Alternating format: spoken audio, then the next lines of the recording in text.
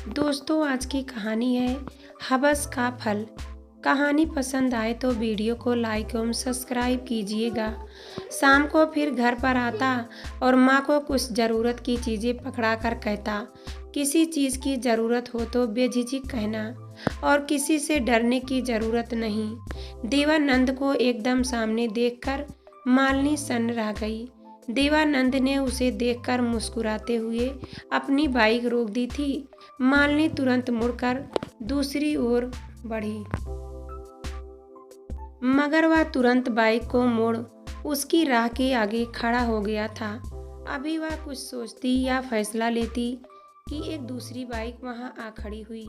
मालिनी एकदम हक्की बक्की रह गई थी कि उसने उसकी घेरेबंदी का एक नया पैंतरा शुरू किया है। यह जरूर उसका अपहरण करेगा। पहले ही देवानंद का नाम कई अपहरण कांड से जुड़ा है। उसके लिए यह कौन सी मुश्किल बात होगी। अचानक ही उस दूसरी बाइक से एक नौजवान उतरा और उसके बिल्कुल नजदीक जाकर पिस्तौल निकालकर गोलियां चला दी। तेज आवाज हुई और वह अब बाइक से छिड़क कर सड़क पर छटपटा रहा था। सुबह 10 बजे का समय था और बाजार में कोई भीड़ नहीं थी।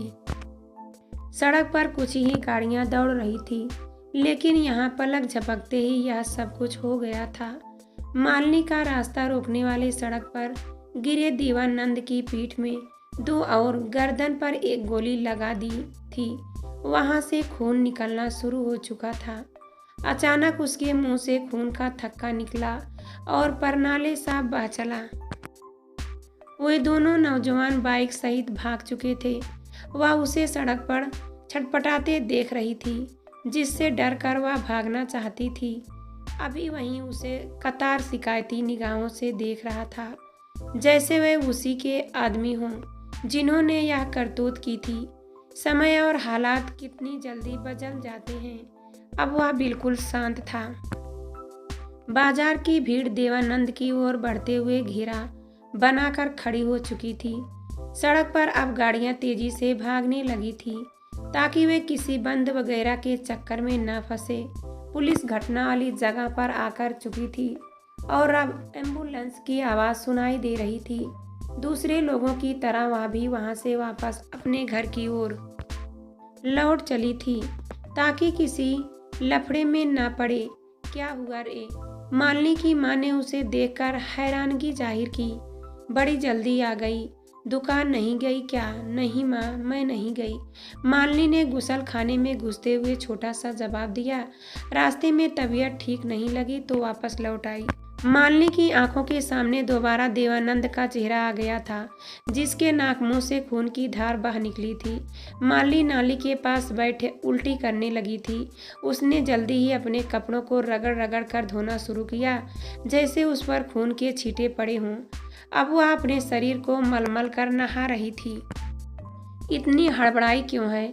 मालिनी की माँ उसे शक की निगाहों से देखते हुए बोली।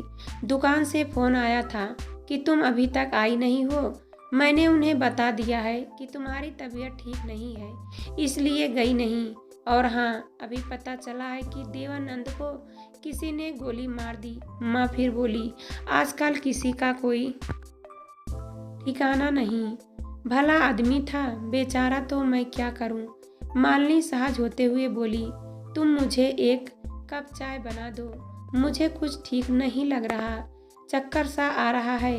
मालिनी तख्त पर लेट गई। बेचारा भला आदमी उसे ने बुरा सा मुंह बनाया, क्योंकि वह जानती है कि वह कितना भला और बेचारा है। शहर के चुनिंदा बदमाशों में देवानंद की गिनती होती थी। न जाने कितने रंगदारी, चोरी डकैती से लेकर अपहरण तक में उसका नाम था।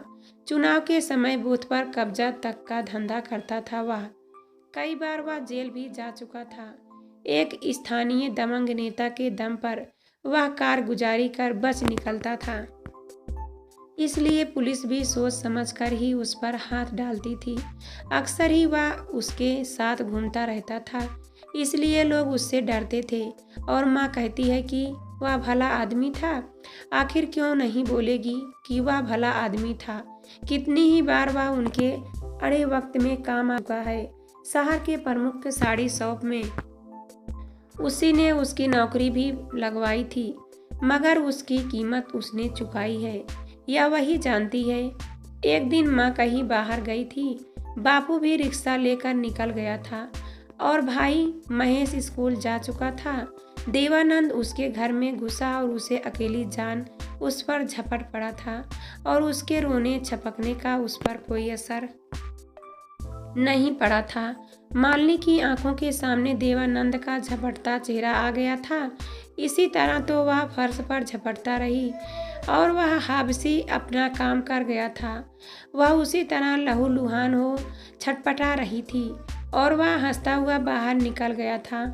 इसके बाद तो वह मौका देखकर घर में जब कभी घुस जाता और उसने अपनी हवस का शिकार बनाता था। शाम को फिर घर पर आता और माँ को कुछ ज़रूरत की चीज़ें पकड़ा कर कहता, किसी चीज़ की ज़रूरत हो तो बेझिझक कहना और किसी से डरने की ज़रूरत नहीं, मैं हूँ ना। माँ की सराहना और दुआओं के बीच मालिनी कुछ कह नहीं पाती थी और इस बीच उसे बच्चा ठहर गया था। उसने उसे कुछ दवाएं लाकर दी थी। उन दवाओं के खाने के बाद उसे इतना खून बहा कि उसका चलना फिरना मुश्किल हो गया था। उन दिनों वह उसी तरह छटपटाती थी जिस तरह आज वह सड़क पर गिरकर छटपटा रहा था। फिर भी उसके मन में शक था कि जिन खून के छींटों के बीच वह छटपटा रहा था, उसे महसूस कर उसे खुश होना चाहिए था या नहीं।